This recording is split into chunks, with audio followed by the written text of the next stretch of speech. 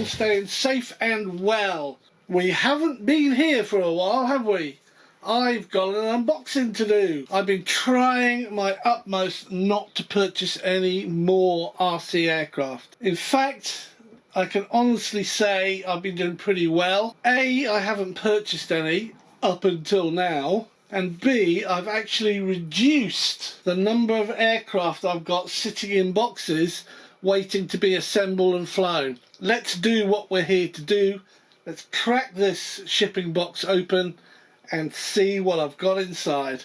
It's a Flycat V2 from Hobby King. I just love the design of the Flycat. The V1 came out and was sold way before I got to it. Time went by and lo and behold they brought a V2 out, so I grabbed it.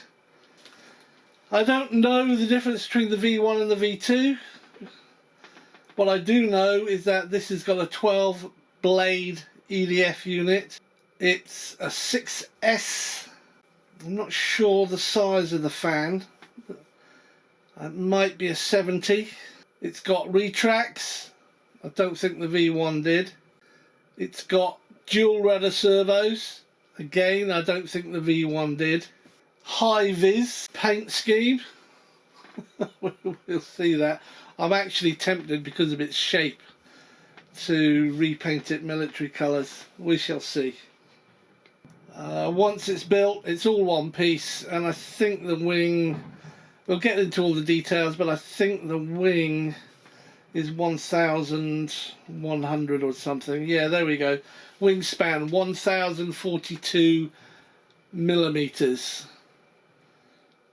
So it's shorter than 1,100, which is great, easy to fit into the car. Its length is just over 1,100, which still means it's great and easy to get into the car. And the battery range, it's a 6S, as I've said, but they're saying it can go from a 3,000 up to a 5,000. I'll take this to one side, open it up, and we'll take a look at all the parts as we always do in my unboxings, up close and personal. Before I take it away, let's take a look at what's inside, or what we see when we remove the lid. There has been no expense paid for the packing. And even though I mean that tongue-in-cheek, it is really, really basic. Mostly recycled cardboard. For those environmentalists among you, you'll be really happy. Each part is in a plastic bag, and there is some foam below this platform. There's a little platform here with the wings on it and the tail plane, the elevator. And when you take that out, there is some foam holding the fuselage in place. Now let me take this to one side and we'll take a look at all the parts. Quick setup guide. Just one sheet of paper, only printed on one side. It's got the specifications that I've already gone through with you, but there they are. It needs a 6-channel transmitter receiver, 6S battery, as we've said, and foam glue. It does use glue. It's a bit of an old assembly method. There's your CG location. Stupid way of showing it, but never mind. CG is 510 millimeters from the nose. Now, I was watching a YouTube video someone made, and I cannot remember who it was. It might have been Adam, but it might not have been. I apologise for not remembering. And what they've done, they've measured this, obviously, to get the CG correct down here, but then they've measured outwards. And what they do, they tell you the measurement from where the wing attaches to the fuselage, which is a pretty standard way of doing it. So you don't have to worry about bringing it down here and moving it across. It's already they've eliminated, if you like, all this bit up front here. So you just measure from the wing root back. And I can't remember who did it. I'll put it on the video so you can go and look at that if you want. They do have a QR code here that you can scan that and get the full assembly manual. I've already downloaded it, and I will print it because I like working from paper when I do my assemblies. Well, there it is. Main wings. Quite small wings. Good and bad about this. The wing is really smooth, and it's probably still got some release agent over it, which is a shame, because this type of decal that Hobby King use, which they used on the Bixlers, will peel off. It just flakes off. If I had to put some tape on there and pull it back, it would just take a whole section of this off. And that's why I'm thinking, as pretty as it looks, I might fly it a little bit like this and then just take it off and start doing a military scheme on it. The wing itself, very well moulded, very compact, very dense.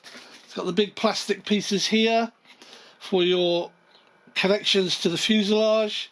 It's got a ply board. It looks as though this might go over ply. As I said, it is a bit old school. Screws go in the top. It's quite a thick aluminium tube. Now that might be the wing spar in itself, or it might have something that goes inside it. I do not know. We will take a look. Blue dot on the right wing aileron, servo lead. Here's the underneath. Here's those glossy. They are like water decals, but they do flake off so easily. From experience, I'm talking from experience, they'll just come off. Green is paint, which is very nice. The white is bare foam, excuse me, which I have no problem with. The horn, 2 screws only holding it in. I'd like to assume 4. Ball link, already connected, servo already installed, already connected with a nice thick push rod. I have to say that push rod is rather thick. What I don't like is the finish on the aileron. I don't know what it is. You've got some sort of foam lip here. It is painted, so you can't actually see it. But if you were to trim that off to make it smooth or file it down, I expect you'll have a white strip there, a bit like this. But I am going to remove that because I don't like it at all. It's dreadful. Anyway, that's just a bit of moulding. But yeah, there it is. It's a wing. What can I tell you about it? Not much else. Yep. Okay, and we get 2 of those. Here's the second one. Here's the bag it comes in. It's got the same issue with the aileron. It's got some, it's not burring, it's like burring, but I don't think you call it burring in foam terms. Horn already fitted, ball link joints, sturdy push rods, I tell you, they're really good. I like that sort of thing. Nice and short as well.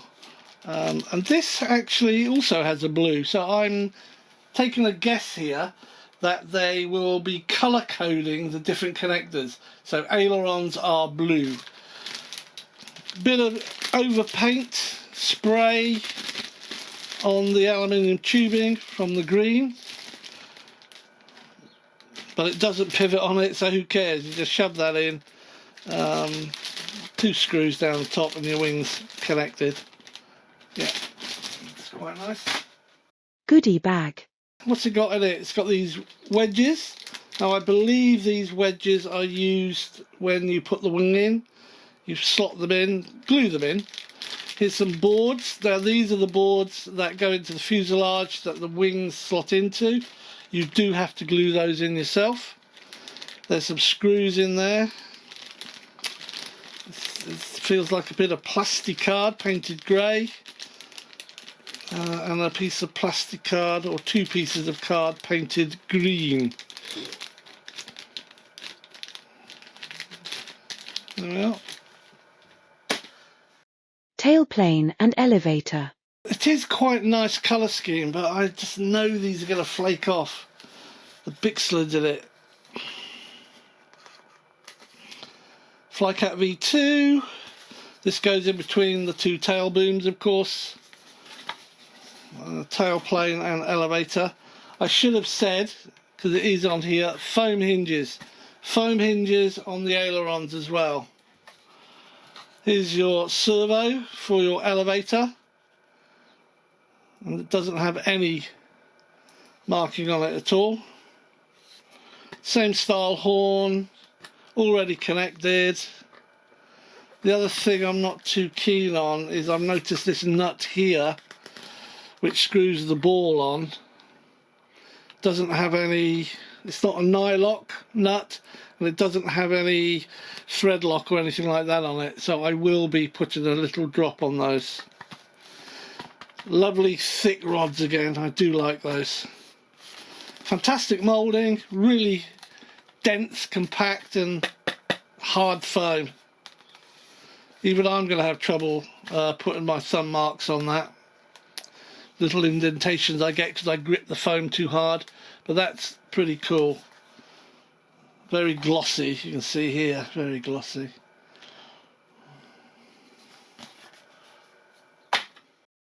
Right side boom. Yes, this is the right side boom. Lovely moulding. This grey is paint, the green is paint.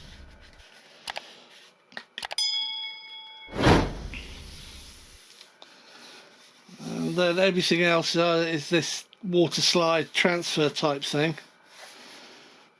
Foam hinges, or foam hinge. Lovely short push rod, lovely thick push rod. Servo installed, ball links connected. Here's an area where I'm thinking, why is that like that? It's got a connector, that's why, and I'm guessing your elevator will connect to this, although that's got a green dot on it, so we'll find out. And then coming out of the boom here, you've got a green dot and you've got a white dot.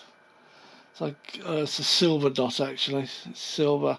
I guess that's the right side rudder.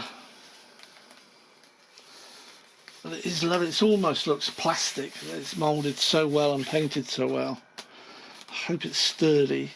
Again, you can see this flash on the inside here. It's not good. It's easily dealt with. You just trim it off.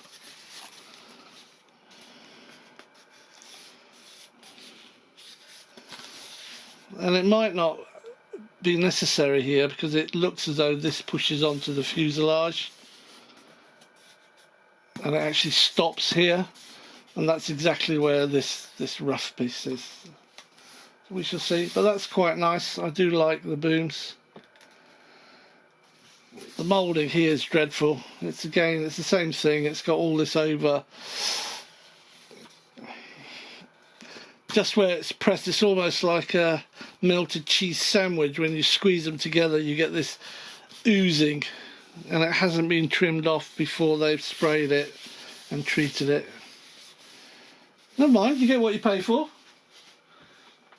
If it flies, it flies. If it flies well, that's a bonus. Left side boom. Almost identical in every way, except it doesn't have this diamond piece cut here, which tells me that the servo lead goes out to the right boom for the elevator. This also has a silver connector in there. You can't see it, but it's got a silver connector for the rudder. So rudders are silver. Short rod, servo installed, thick rod, lovely. Ball links, horn. Again, all horns are held on with 2 screws.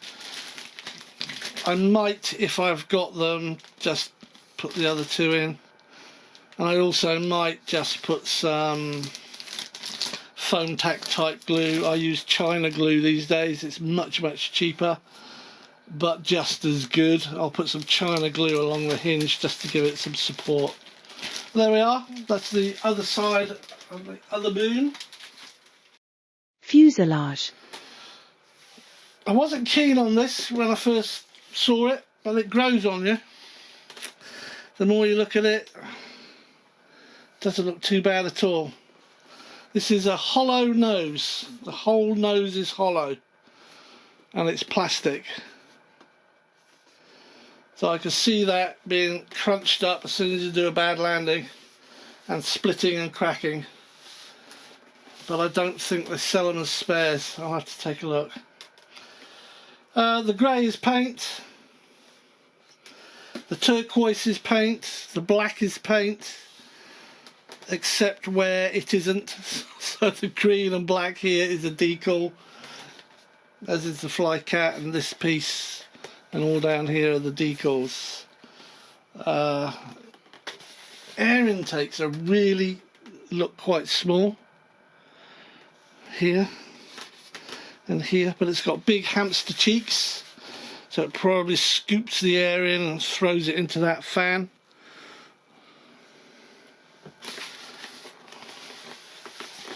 Has a cheat grill here right in front of the fan. I thought I'd skip straight to that, so it's sucking it up through there as well. Let's take a look at this at the bottom. Well, let's finish the top. Don't know what else to show you. It's got what looks like a hatch here, but I've no idea what that is. We'll have to see if it comes out. We'll look at the battery hatch later. Tail end of this. Wow, that's nice. It's foam with a plastic shroud over it. Now it is flimsy plastic, but because it's a tight fit over the foam, it feels substantial. It feels great actually, and it's nice, smooth and glossy. See the fan units right here close to the back, just like my Avro Vulcan actually. And this air intake is like my Avro Vulcan, except mine's open. I don't have a grill. Yeah, that is nice. I do like that. Oh, and I've just noticed here it's got whacking great cheat holes in the side as well. These probably don't do much at all, to be honest. It's probably all coming from these holes here on the side. It's got them on both sides, which goes straight to the fan. Don't stick your fingers in there, by the way. Little health and safety thing. It's dead easy. You can get your fingers onto the fan by just pushing them through those big open holes. So do take care. Oh, I can see this hatch under here. You've got your speed controller. Take a look down here. Yeah, we've seen that already. So let's come back up this way. Here's a hatch, 2 screws, get access to your fan unit. Very easy, very nice. Well, I don't know. 2-inch wheels, C-clips holding them on. Pretty cheap stuff. Tiny short legs. Small motor. These are what I think are going to be pretty crappy servos. Not servos, worm drives. But we'll see. We will see. Worst case scenario, if it can't handle grass, I'm going to try and hand launch it. We'll take the wheels off and use this grip as a grip piece here. But that's for futures. Here's your colour coding. So we've got a blue, we've got a silver. There's a yellow here, but they look already connected. But we'll go through that when I look at the manual and do the assembly. Then what have we got coming further down?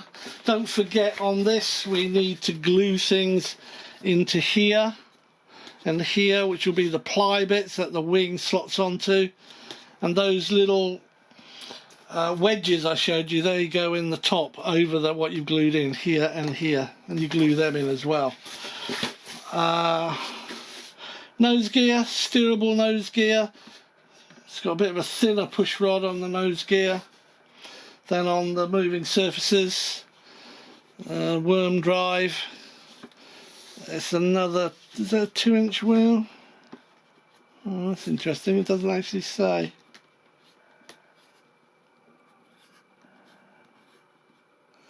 It's got something there, that might just be about 15, I don't know what it says. Looks a bit smaller, might be 1 inch, 1.5 inch. Little air intake here, I guess that's for your battery cooling. But yeah, it looks alright, the foam's really done well. This is black paint on the underside, sprayed on, green sprayed on, white is just foam. Yes, it's not bad at all, I like that. Let's see how we get this off. Magnet at the back, quite a strong magnet that holds this down, so you have to grip it, pull it off, and it's got a tongue at the front. If you have to, and I don't think you do, and I'll show you why in a minute, you can cut these bits out if your battery is sticking up into the canopy. But the canopy, you might hate it at the moment, but it does grow on you, the colour. Right, let's take a look inside this thing. It is deep. And what I mean by deep is it goes down a lot, so you should be able to get a big battery in there and not worry about what's in the canopy. Yeah, I have no idea how we're going to do this. That'll all come. Oh, you've got all your aileron, elevator, rudder, gear. There, those. Your Y leads are already on it. Got a strap for your battery, and the connector. It's an XT90. Everything looks quite good. I've no idea where the battery will go to get the CMG. There's plenty of space down there. Bit of luck, it'll go further forward because it's quite a short body and it's got a lot of weight here. So with a bit of luck, the battery will be forward and the receiver can go at the back here. There's a little lip in there actually, I don't know if you can see it. It might go in there. Yeah.